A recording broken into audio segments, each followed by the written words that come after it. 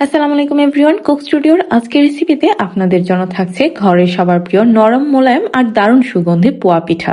গুড় আর ময়দার খেলায় তৈরি এই পিঠা একবার খেলেই মনে হবে শীত যেন এসেই গেছে। তো আর দেরি কেন, চলেন শুরু করি। পোয়া পিঠা বানানোর জন্য এখানে আমি প্রায় 1 কাপ পরিমাণ চালের গুঁড়ো ও 1 কাপ পরিমাণ ময়দা নিয়ে নিচ্ছি। তাতে এবার এখানে আমি স্বাদ মতো কিছুটা লবণ দিয়ে দিব। লবণটা দিয়ে এখানে ভালো করে মিশিয়ে নিব। এবার ময়দার মধ্যে আমি গুড়ের রসটা দিয়ে দিচ্ছি। গুড়টা আমি আগে জাল করে মিশিয়ে নিয়েছিলাম। এবার ময়দার সাথে গুড়টাকে আমি ভালো করে মিশিয়ে নিচ্ছি, যেন গুড় আর ময়দা একসাথে ভালো করে মিশে যায়। গুড় আর ময়দা যখন একসাথে ভালো করে মিশে যাবে, এবার এখানে আমি পরিমাণ মতো পানি দিয়ে দিব। এখানে আমি কোনো প্রকার গরম পানি বা ঠান্ডা পানি ব্যবহার করব না। নর্মাল টেম্পারেচার যে পানি থাকে সেই পানি আমি এখানে ব্যবহার করছি। পানি এখানে আমি একবারে দিচ্ছি না, আমি এখানে অল্প অল্প করে পানি দিয়ে ব্যাটারটাকে ভালো করে মিশিয়ে নিব। আপনারা আপনাদের প্রয়োজনের মতো পানি বাড়িয়ে কমিয়ে এখানে ব্যবহার করতে পারবেন। এখানে আমি ততক্ষণ পর্যন্ত পানি দিব যতক্ষণ না পর্যন্ত ব্যাটারটা একদম স্মুথ হয়ে যায়। পর্যাপ্ত পরিমাণ পানি এখানে দেওয়া হয়ে গেলে সময় নিয়ে প্রায় 8 থেকে 10 মিনিটের মতো ব্যাটারটাকে আমি ভালো করে ফেটিয়ে নিব। ব্যাটারটা দেখতে পাচ্ছেন কতটা স্মুথ হয়েছে। এবার একটি চামচ দিয়ে আপনাদেরকে দেখিয়ে দিচ্ছি ব্যাটারটা কতটা পাতলা হয়েছে। আর এখানে দেখতে পাচ্ছেন চামচের গায়ে একদম পারফেক্ট ভাবে ব্যাটারটা লেগে আছে।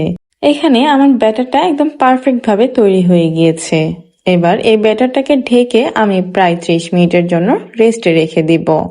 আপনারা চাইলে নরমাল ঢাকনা দিয়েও এই ব্যাটারটাকে ভালো করে ঢেকে রেখে দিতে পারেন।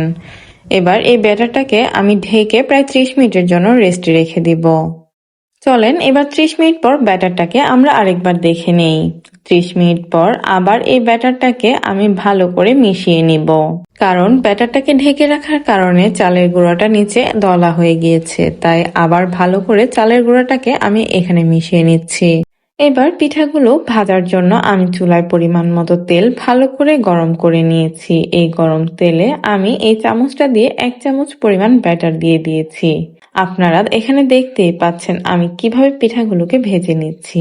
আপনারা মিডিয়াম গরম তেলে সময় নিয়ে এমন কালার আসা পর্যন্ত পিঠাগুলোকে ভেজে নিবেন।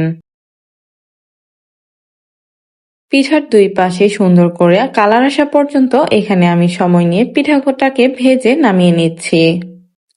আমি এখানে আরো একটি পিঠার ব্যাটার দিয়ে দিচ্ছি। আপনারা দেখতেই পাচ্ছেন আমি এখানে মাত্র 1 চামচ পরিমাণ ব্যাটার ব্যবহার করেছি। আপনারা যদি আরো বড় পোয়া পিঠা পছন্দ করেন সেই ক্ষেত্রে ব্যাটারটা এখানে আরেকটু বাড়িয়ে ব্যবহার করবেন। আমি ছোট ছোট পোয়া পিঠা পছন্দ করি, তাই এখানে আমি ছোট ছোট করে পোয়া পিঠাগুলো বানিয়ে নিচ্ছি।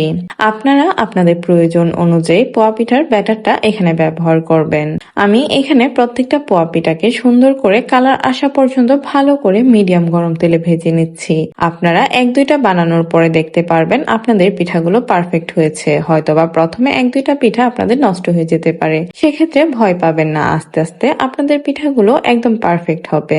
এখানে আমি সময় নিয়ে সব কয়টা পিঠাকে ভালো করে ভেজে নিচ্ছি।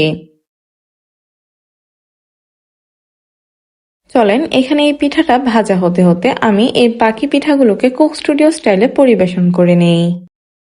বাই দ্য ওয়ে, আমি তাজরিমুন আর আপনারা দেখছিলেন কুক স্টুডিও। আশা করি আমার আজকের রেসিপি আপনাদের কাছে অনেক ভালো লেগেছে। যদি ভালো লেগে থাকে তাহলে অবশ্যই সাবস্ক্রাইব করে পাশে থাকবেন। আর আমাকে কমেন্টে জানাতে অবশ্যই ভুলবেন না আর কি কি নতুন রেসিপি আপনারা দেখতে চান। ধন্যবাদ সবাইকে, আল্লাহ হাফেজ।